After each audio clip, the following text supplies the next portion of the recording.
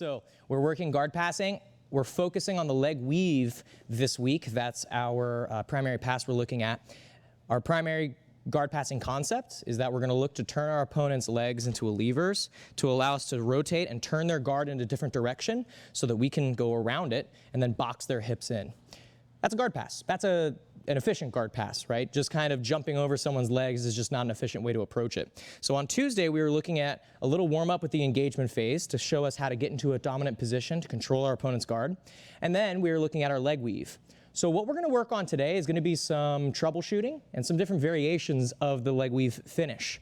But we're going to first start off with one of the most common errors and the common problems people run into when they're attempting the leg weave, and that's going to be when they're grabbing the pants.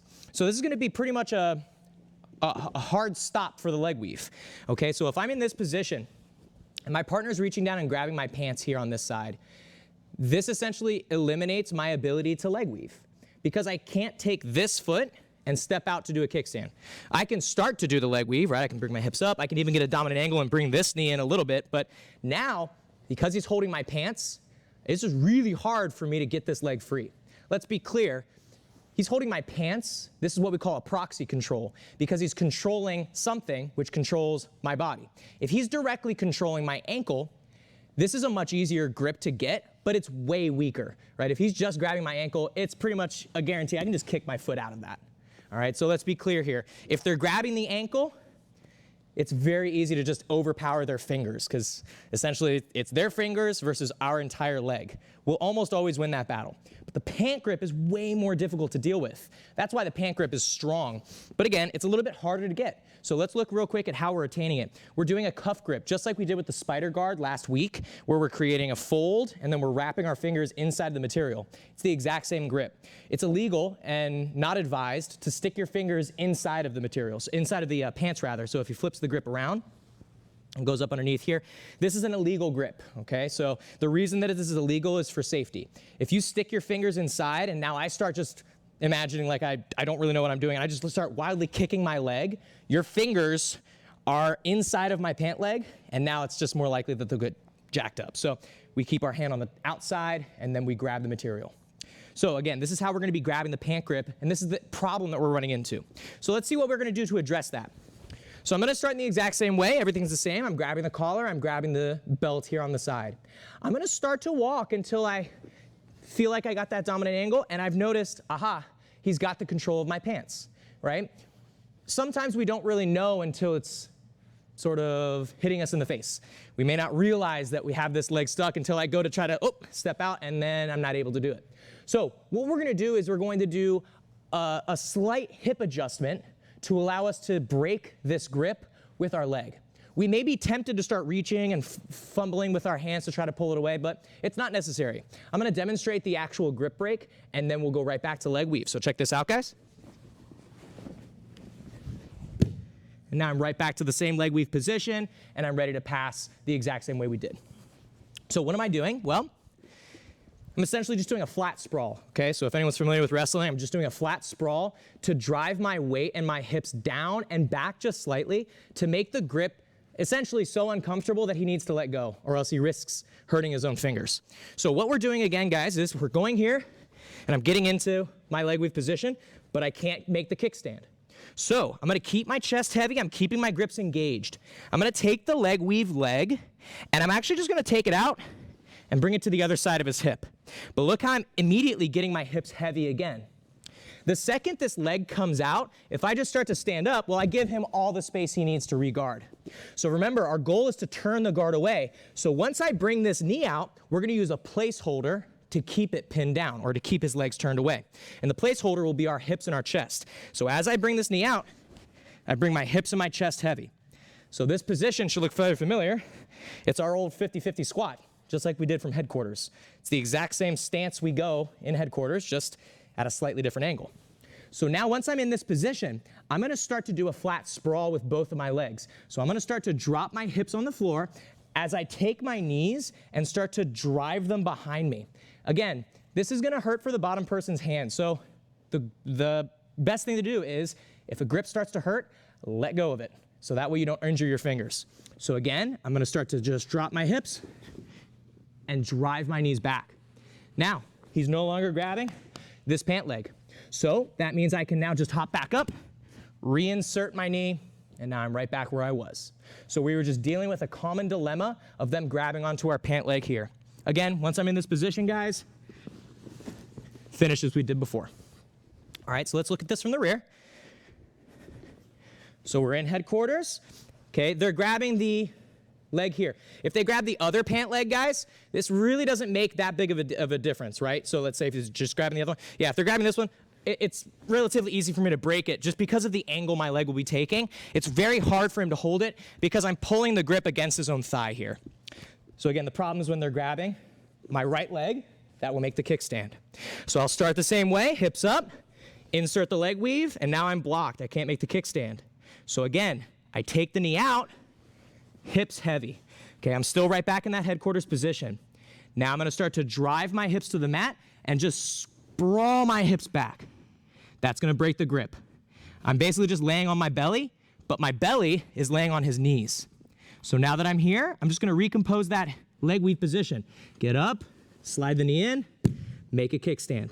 Bottom person, for your own safety, you might wanna take your hand out. But again, if I'm passing his guard, the ball is in his court, right? He needs to keep himself safe, and I need to make sure I'm not doing crazy stuff that's gonna injure him. So we're just gonna be working as a team here. Now, once I'm in this position, we'll finish the leg weave and then go about our way. All right, let's do it again from this perspective. So I'm into headquarters first. Allow your partner to grab onto the pants again. We're grabbing like we're giving the leg a high five. Roll your forefingers into the top of it. Hips come up. We want leg weave, it's not happening. Come back out with the leg. Start to drive your hips down. Flat sprawl, break the grip. Notice how he pulls his hand out for safety. Now from here, I'm just gonna start to re-engage to my leg weave position. So I'm gonna lift my hips up, slide my knee back under, and post. That looks relatively easy. It takes a little bit of finesse to get that leg weave back in. Again, all I'm doing is I gotta keep my leg, his leg rather, in between mine. So as I come up, I can slide my knee in between and then make that kickstand motion. So I want you to go slowly with that re-engagement of the leg weave, so that way you can start to build the confidence behind it. Finish the same pass and get behind. All right, I'll show once more without talking. Here we go.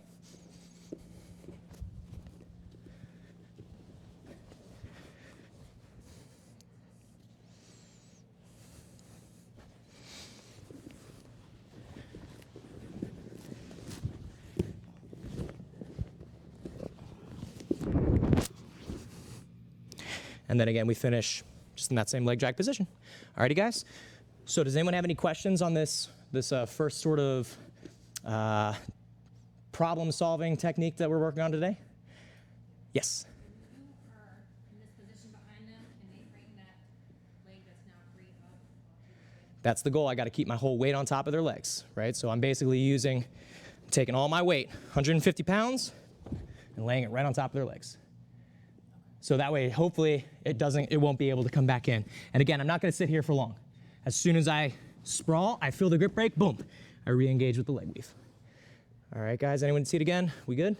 Let's go, 1, 2. So when we teach passes in the 101 program, we like to focus a lot on the micro battles that occur when you're trying to pass, because those are often, again, a very under-taught aspect of guard passing. So we do a lot of what we call frame battles, and that's where our opponent is providing frames, and we teach how to deal with those frames to facilitate the guard pass. This kind of goes along with that micro battle of they're grabbing the pants. That's a micro battle. How do we win that micro battle? How do we break the pant grip so that we can then progress and move on to the pass? Let's now look at another option to finish the leg weave. This is actually going to be a really, really strong option, especially if you're interested in competing, and I'll explain why. All right, so in this situation, everything's the same. I'm gonna do the exact same leg weave. It's up to you guys. If you wanna continue to practice the pant grip break, go for it. Otherwise, just practice the way that we've been working. Okay, so I'm gonna get to this spot here. And maybe I'm not super comfortable bringing this foot over to hook, or maybe I just am not able to do it. Maybe, I'm not flexible enough to bring the foot up. No problem.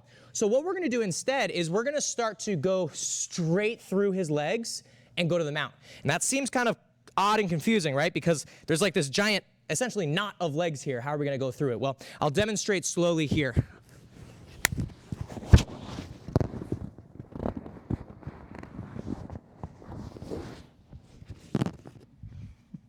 and then you throw your mic right in their gi jacket. So notice how I've finished now directly in the mount position.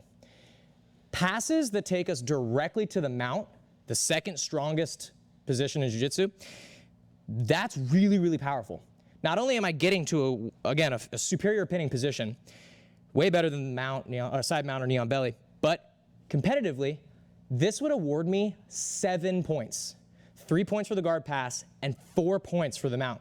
And that is like a killer lead. Like, that's pretty much game. So if we can hit something like that, that's like an amazing feat, going straight from the guard pass to the mount. Now again, we're not necessarily doing this solely because of that. We're doing this because we're running into another roadblock. We're having difficulty hooking the top leg. Maybe they're hiding it, they're keeping their knee high. They're just making life a little difficult for us. So let me try this. Maybe this will be a little better for me. All right, so guys, same thing. I get to the leg weave position here. My head will be down, okay? I'll keep my head up as I'm explaining, but again, we're gonna keep our head nice and low for this. Maybe I'm having trouble hooking this. So what I'm gonna start to do is I'm gonna start to cross face him. Cross facing is just simply where I use something to turn their head away in the opposite direction. So I'm trying to get opposite corner rotational control. I'm trying to rotate his legs one way and his head the other way. So what am I gonna use to turn his face? My head. So I'm gonna take my head and I'm gonna start to grind it right against the side of his face, lovingly. Now that I'm here, I'm gonna start to reach and use a placeholder. Instead of my head, I'm gonna use my shoulder. So I'm gonna reach in, and I'm gonna get from my head-arm control position right here. So I'm literally just hugging his head, getting an underhook flat here like this. Now, remember that flat sprawl we did? I'm gonna perform that same flat sprawl here. And notice how I'm keeping my hips really heavy on his leg, nice and close to his hip. If my hips are far back, he's gonna start to be able to bring his knees back in and start to hip escape. So I wanna keep my hips high up on the top of his leg, right, end of the lever. So now that I'm in this position, I'm gonna start to take my right leg and bring it in front of his knee. I'm kind of folding it right along the side of his ribs. Now all I need to do is just walk forward and immediately get to a good strong mount position. Okay, hands on the ground, chest low, I can start to insert hooks and all that sort of mount control stuff. Again, we're in the leg weave, so I'm right here. I'm gonna start to turn his face and reach in and grab it. Now notice how I still have the leg weave position with my legs. I'm gonna do a flat sprawl, so both of my legs go straight behind me, here. Now once I'm in this flat sprawl, I'm gonna take the leg right over here, the one that's closest to his head, I'm gonna start to slide it up. So if we're familiar with our chair sit movement, where I slide the leg across their spine, this is essentially that same movement. I bring that leg up and over. And now I literally just walk. And I'm in the mount. Once I'm in the mount, guys, look, hands wide, right? Wide here, because that way it's gonna be harder for him to shift me and push me around. Okay, I want a big surface area that I can land on. All right, guys, and again, we're going straight to the mount. Let's look at this from the rear. You'll see the footwork a little bit better now. All right, let's slide over a little bit this way. All right, so again, here, I'm going leg weave. I'm gonna start to cross face him and immediately come in with my shoulder here to keep his head turned. So look, his head and his legs are turned in two different directions. That's perfect. So I'm gonna go flat sprawl, boom. Okay, heavy hips. Now, once I have the flat sprawl, I'm just gonna start to bring my right knee past his top knee. Okay, so from here, I bring my right knee past his top knee, and now I'm just gonna start to walk right over top of his legs. Immediately, wide hands, low chest. Okay, wide surface area, low center of gravity, feet tucked in against his butt. All right, let's do one more. We'll slide back to this position here. So again, guys, you can start from the headquarters. If you would like, they can do the pant grip. I'll leave that up to you guys. You don't have to do that pant grip one again. All righty, guys, so we're gonna go one more time. So I'm gonna show this one more time without talking.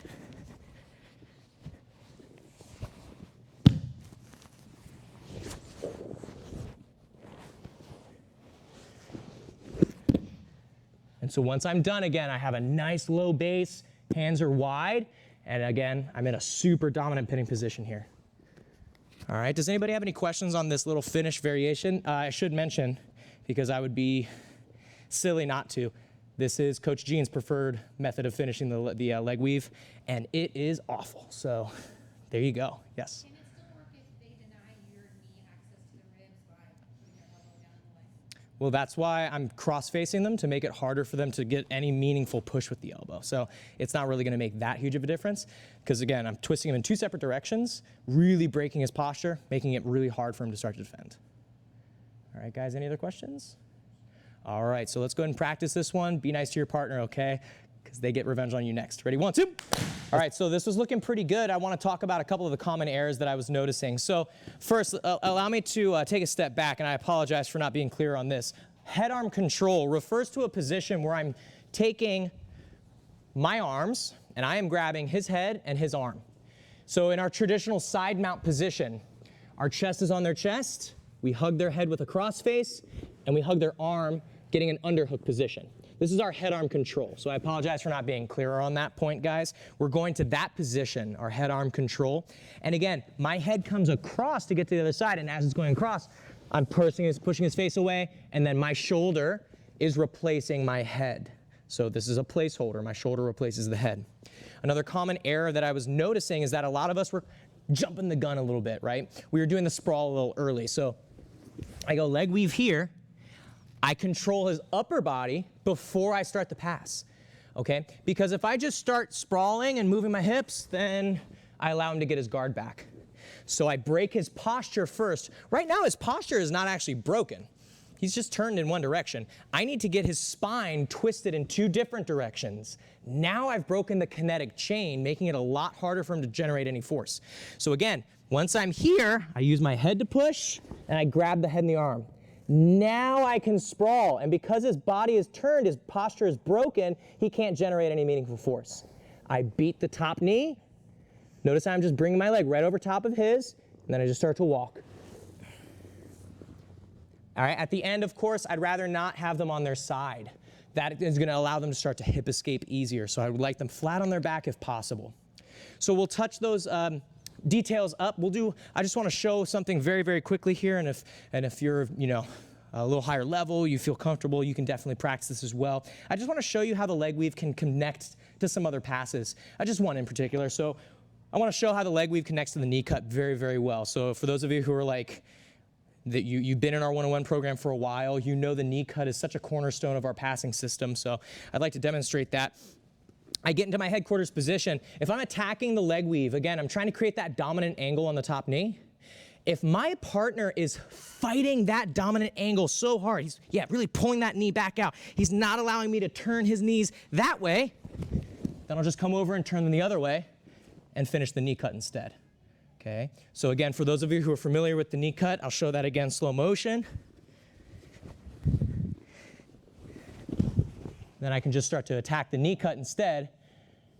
Because his legs are already going in one direction, I'll keep them going in that direction and finish with the knee cut. If you haven't done the knee cut before, don't worry about this one. I wanted to just throw that out there because we really like to have A-B options. One thing can lead to the next, which can then be reversed, so on and so on. So it makes our passing a lot more dynamic. So if you are familiar with the knee cut and you'd like to try this, go ahead. We'll go ahead and do one more quick round, and we'll start doing some rolling. All right, guys, any questions? All right, let's go. 1, 2.